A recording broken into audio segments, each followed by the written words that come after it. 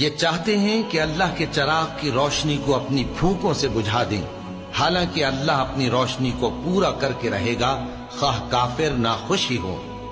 وہی تو ہے جس نے اپنے پیغمبر کو ہدایت اور دین حق دے کر بھیجا تاکہ اسے سب دینوں پر غالب کرے،